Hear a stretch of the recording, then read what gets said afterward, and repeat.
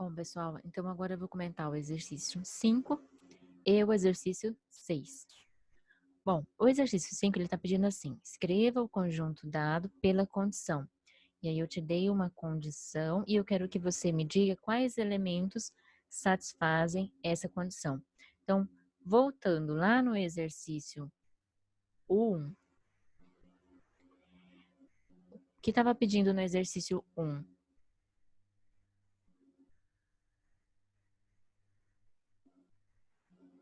Então, lá a gente tinha o seguinte: escreva os seguintes conjuntos indicando seus elementos. Então, eu tinha uma regra, certo?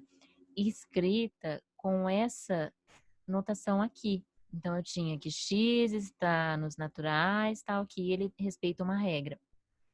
Agora, essa regra está escrita por extenso. Então, o que você tem que prestar atenção aqui?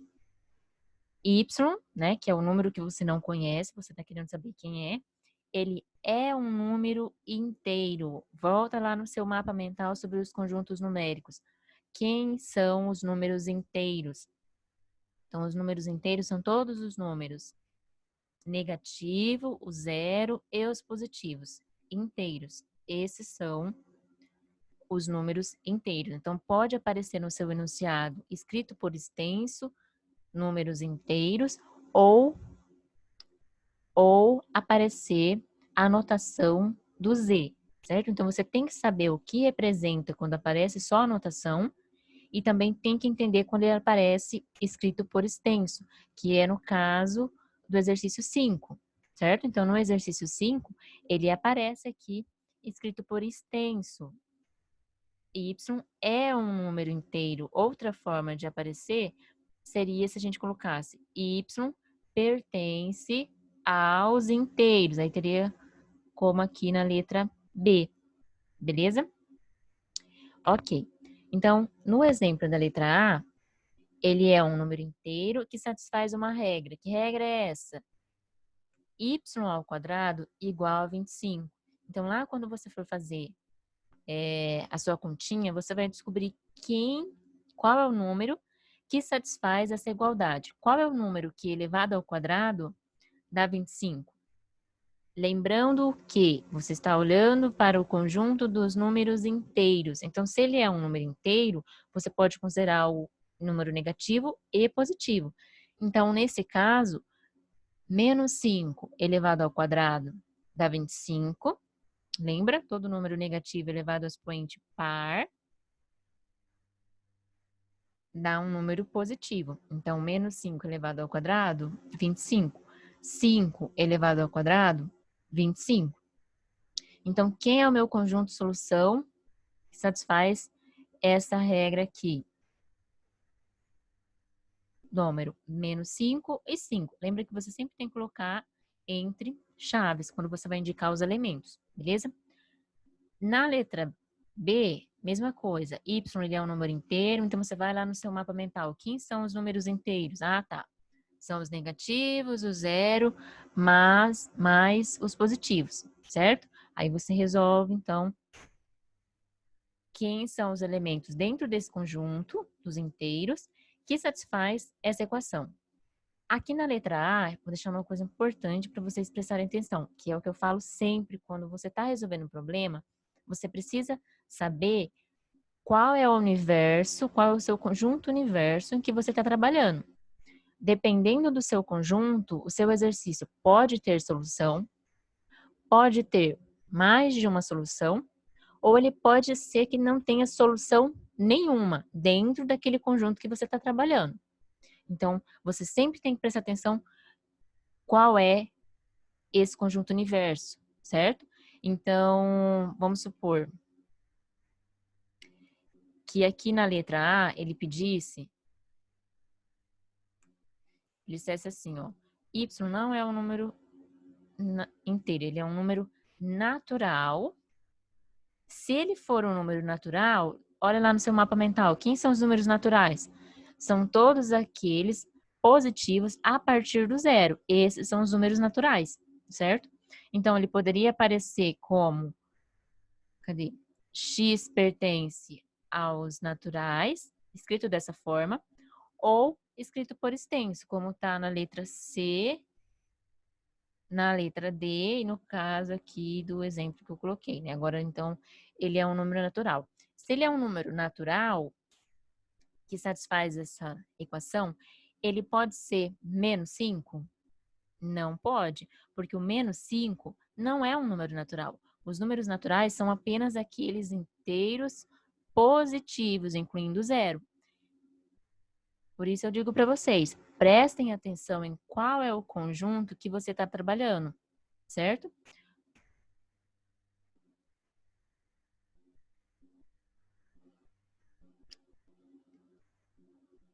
Ok, então, considerando que y é um número natural, não inteiro, natural, tal que satisfaça essa equação, então a gente tem que o menos 5 não faz parte desse conjunto, certo?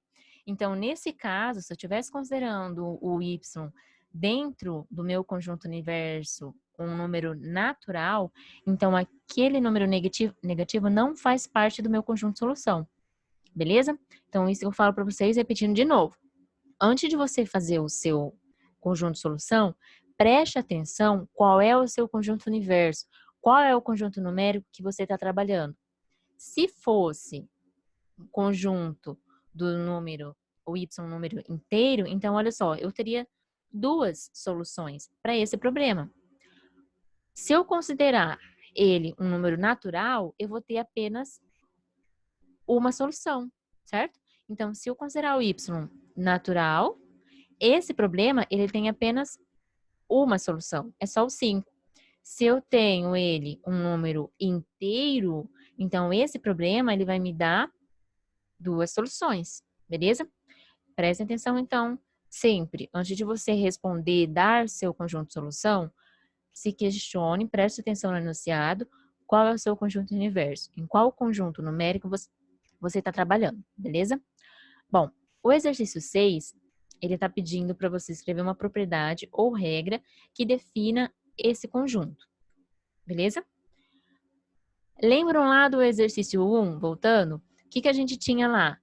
A gente tinha uma regra escrita dessa forma, e aí foi pedido que vocês descrevessem quais eram os elementos que satisfizessem, né, essa regra descrita.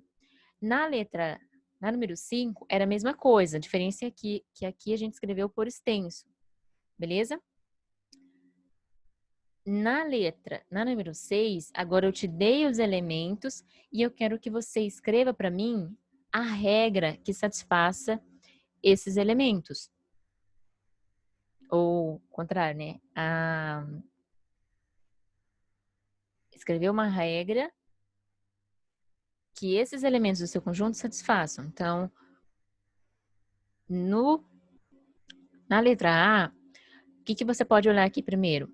São todos números positivos, certo? Então, qual é o conjunto universo que eu poderia considerar aqui?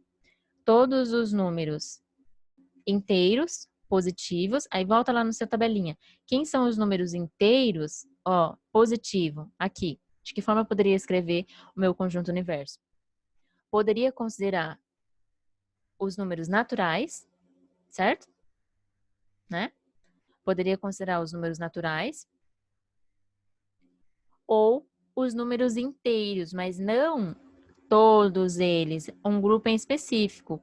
O Z positivo, ou seja, aqueles inteiros positivos, certo? Incluindo zero. Se o zero não estivesse nesse conjunto, eu poderia considerar o inteiro com mais e com a estrelinha, os dois juntos, certo? Daí eu teria os números a partir do 1. Então, 1, 2, 3 até o infinito, beleza? Então, o que a gente colocou aqui? Nesse exemplo, eu coloquei que o Z, que o X, ele está nos inteiros positivos. Poderia ter colocado que o X pertence aos naturais, certo? Porque esses números aqui são naturais. Isso não basta para descrever todos esses elementos. O que mais eu posso olhar para ele e enxergar como regra? Percebem que são todos os números pares, mas também não são todos os números pares dentro dos inteiros positivos. Então, são números pares menores que 7, certo? Então, aqui você está fazendo o inverso do que você fez no exercício 1 e no exercício 5. Aqui você tinha a regra e me deu os elementos. Aqui você tinha a regra, certo? Escrita por extenso, e você me deu os elementos. No exercício 6, eu te dei os elementos e eu quero que você me escreva uma regra que descreva esse conjunto, certo? Aqui tem um erro nessa resposta aqui, né? Escrita por extenso. O que acontece aí?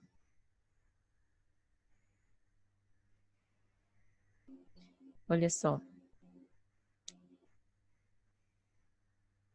Aqui eu tô dizendo assim, ó, que x é um número inteiro par menor que 7.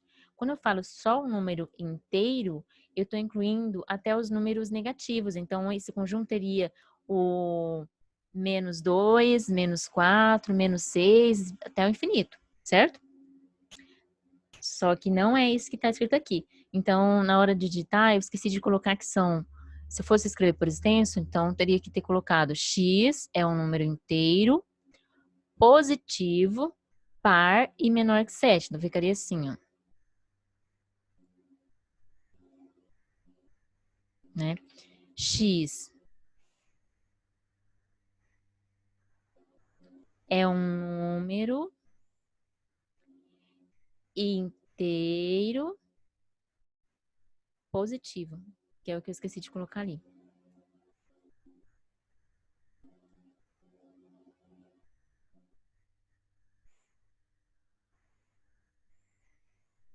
Beleza? Então, essa é a resposta aqui na 7. Beleza?